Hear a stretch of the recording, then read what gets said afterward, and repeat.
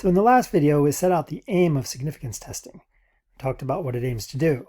Specifically, it aims to tell you how likely it is for things that correlate in a sample to correlate more generally. Remember, sometimes things correlate by chance in the part of the world that you've looked at, but you shouldn't expect them to correlate going forward or in a bigger part of the world because it was just luck that they correlated in the sample that you found. Bad luck, since it's not representative of the world.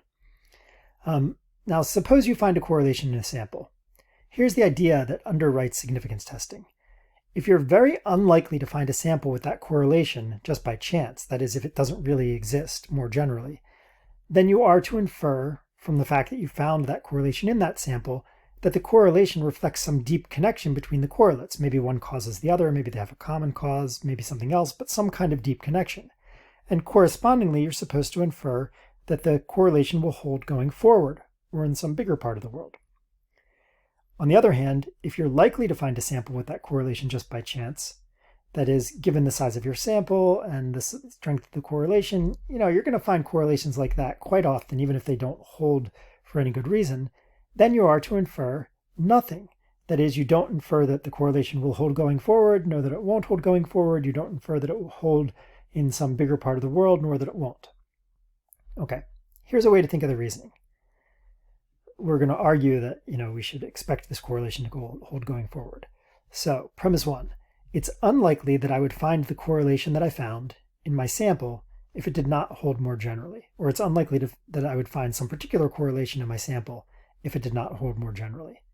Well, that's the same as saying it's likely that my correlation holds more generally if I found it in my sample.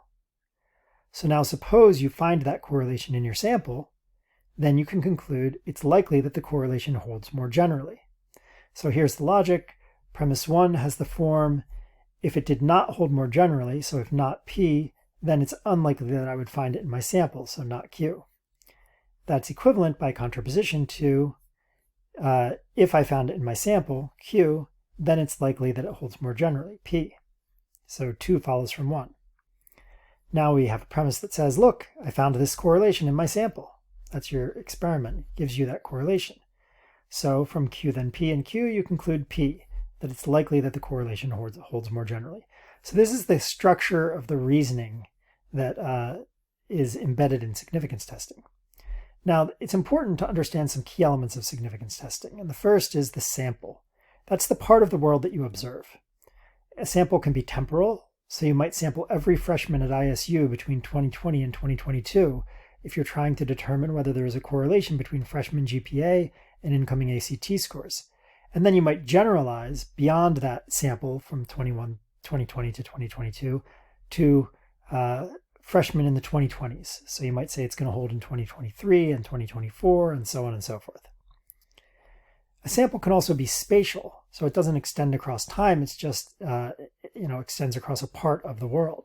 So you might sample the freshmen in this class to determine whether there's a correlation between freshman GPA and incoming ACT scores in this class, and then generalize beyond this class to all freshmen at ISU right now. So you're not generalizing to the future, you're just generalizing to people outside of your sample.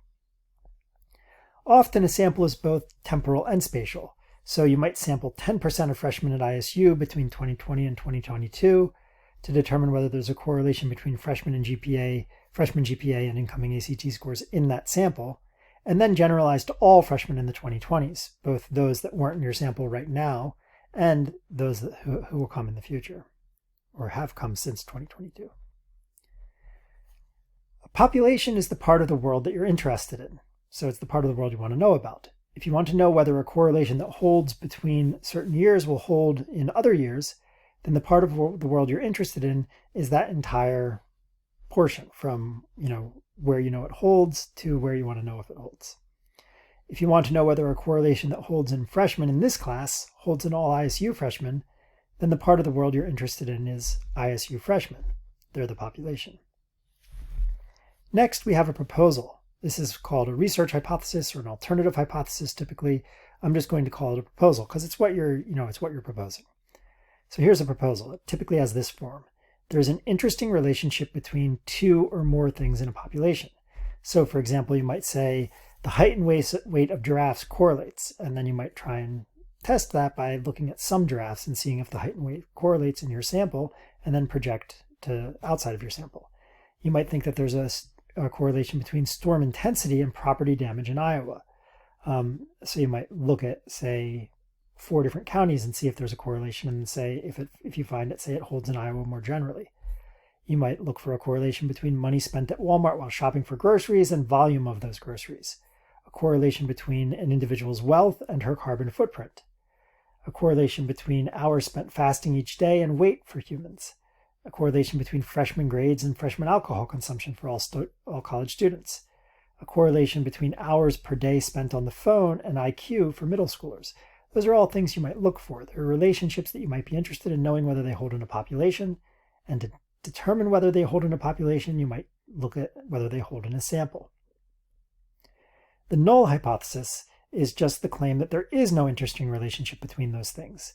So if my research hypothesis, if my proposal is that the hours spent on the phone each day correlates with IQ for middle schoolers, and in particular I might have in mind a certain direction of correlation, so I might say the more time you spend in the day on your phone, the lower your IQ for middle schoolers, then the null hypothesis would be that there is no such correlation, that there is no correlation between hours spent of the day on the phone and IQ for middle schoolers. So let's look at an example. One's carbon footprint increases as one's wealth increases. The null hypothesis is that there is no such increase, and more generally, that there is no interesting relationship between wealth and carbon footprint. How do we test this? Well, we take a relevant sample. Now, there's interesting questions about what makes a sample relevant. If the population we have that we're interested in is all humans on the planet, then presumably we don't want to just take a sample of people in Iowa. We want some people maybe from the United States and some people from Greece. We don't just want people from rural areas. We also want people from urban areas. We don't just want people from the developed world. We want people from the developing world, and so on and so forth. We want samples from a wide range of people. We also want a pretty large sample, presumably. But let's just set that aside and say we take some sample that's a decent sample. That's step 1. Step 2 is to measure the strength of the relationship in that sample. How strongly does wealth and carbon footprint correlate in our sample? We then determine how likely we are to find that strength of relationship by chance, and that's where significance testing comes in. Because if we're likely to find that strength of relationship that we found in our sample by chance, then we can't generalize to things outside of our sample. But if we're unlikely to find that strength of relationship just by chance, then we can generalize to things outside of our sample. So we ask, how likely are we to get that strength of relationship in our sample, even if it won't or doesn't hold in the population more generally? Now that raises a key question. What determines how likely you are to find that strength of relationship by chance? And there's 2 factors. How large your sample is relative to the population, and how strong the relationship in your sample is. So let's start with how large your sample is relative to the population. You hypothesize that IQ increases as height increases. Here's your population, okay? The idea is that the box here is representing an individual's height, the size of the box, the size of the rectangle, and the number is representing the individual's IQ. So you can see that the tallest person in the sample has the highest IQ, the shortest person in the sample has the shortest IQ, and more generally you can see that things tend to trend so that the lower your IQ, the shorter you are. Now it's not a perfect trend. For example, this person with an IQ of 100 is a bit shorter than this person with an IQ of 60. This person with an IQ of 120 is a bit shorter than a bunch of people who have lower IQs, but you can see that the trend more or less holds just by looking at the size of the boxes and the numbers in them. So let's suppose we sample everyone, every single person in the population. So suppose we're only interested in these, whatever there are, 5, these 20 people. Well, then it follows that any relationship we find in the sample holds in the population because we sampled the whole population. But that's not really doing significance testing, that's just observation. Significance testing involves sampling only some proper subset of the population, some part of the population, so that we can generalize beyond what we've observed. If you sample 60% of the population, odds are pretty good that any relationship you find would hold in the population because you've sampled most of the population. So that population is going to include that 60%. That's one reason. But also you're unlikely to get a relationship that holds just by chance in a sample that large. In this population here, height correlates with IQ to some extent. And here's a question. Can you find a sample of 12 people, and that's 60% of the 20, in which the correlation doesn't hold? Okay. It's possible to find a sample where the correlation fails, but it's pretty hard. So suppose we take this person here, this person here. Now we've got two where height and IQ are inversely correlated. Now suppose we take these ones. Well, the 100 is the biggest one, and he's, or she's has a lower IQ than the next two. The same IQ as these three, all of whom are shorter. The 60 is a bit bigger than these 300s. So we have a sample of 1, 2, 3, 4, 5, 6, 7, 8, where it doesn't look like there's a correlation. Suppose we add in these ones. Now the 120 is kind of small, but the highest IQ of the lot. You can see it doesn't look like there's a strong correlation in these 12. So you can find a sample in which the correlation doesn't hold, even though it doesn't hold in the even though it holds in the population as a whole, which is to say you can find a sample that's unrepresentative. But it's not easy because we sampled most, it's not easy to find a sample of 12 where the correlation won't look good. So suppose we take, these three, and then these three, and then these three. Here we'll have one out of place, but otherwise the correlation is looking pretty good. And the same thing holds for most of the samples we take. The correlation will look pretty good. So the correlation that is present in the population holds in nearly all samples of 12, those large samples. And that makes sense because 12 is more than half of the whole population. If you sample only 30% of people, however, odds are much higher that you'd find a sample in which the correlation doesn't hold. Look at how many samples of 6 you can find in which the correlation doesn't hold. You can even find samples of 6 in which a correlation holds in the wrong direction. So you might take, our 120 here as one in your sample, our 60 here as another, the 100 here as another. You can see, and then say you take these 300s, which are all the same, you're not going to find the correlation. So here's the lesson. Since it's harder to find large samples that are unlike the population as a whole, the larger your sample, the more likely it is to reflect the population as a whole. The sort of extreme case is if you sample the whole population, you're guaranteed to have a sample that reflects the population as a whole. Okay, here's a group where you'd get the correlation looking in the wrong direction, right? The smallest person has the highest IQ, the biggest person has the lowest IQ. Okay.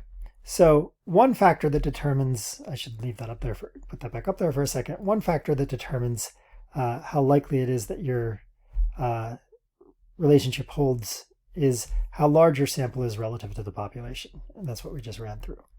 Another factor that determines how likely it is that the relationship you find in your sample holds outside your sample is how strong the relationship is in your sample. So let's think about why that is. So again, we're going to hypothesize that IQ increases as height increases, and we're going to sample 20% of the population this time. And suppose we get these four. We get 150, 100, 80, and 60. Those are the 4 people we happened to pick out. That's a big effect, right?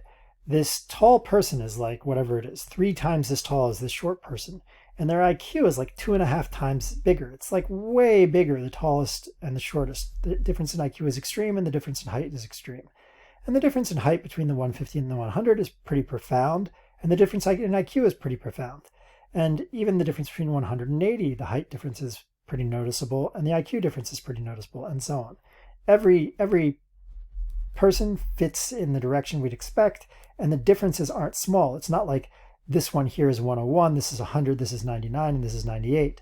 It's not like this one is just slightly taller than this one, which is just slightly taller than this one, and so on. The height differences are extreme, and the IQ differences are extreme, all in the direction we'd expect. So the person who's tallest is a lot taller than the next person and has an IQ that's a lot higher, and so on. Now, what are the odds you get an effect that big if there's no correlation in the population? Well, the odds are pretty low, both because you'd have to just pick out the right 4 people and because these people are part of the population, so the kind of big effect you're getting here is going to push the correlation in a certain direction. So it's not very good odds that you get that correlation in your sample of 4, that strong of a correlation in your sample of 4 if it didn't hold more generally. That is, if there wasn't some correlation or other in that direction that held more generally. Now suppose you get these 4, 100, 100, 90, and 90. Well, that's a small effect, right? First of all, these two have different heights but the same IQ. Second of all, the height differences here are not that extreme. Third of all, the IQ differences are not that extreme. So what are the odds that you find a small effect even if there's no correlation in the population? Well, the odds are much better. There's lots of samples of 4 we could take here where we'd find small effects, even if there wasn't one. There's lots of populations in which there would be no correlation where we could take samples of 4 and find small effects. So a bigger effect is more likely to indicate a correlation that actually holds in a population. Okay, that's the end of the show.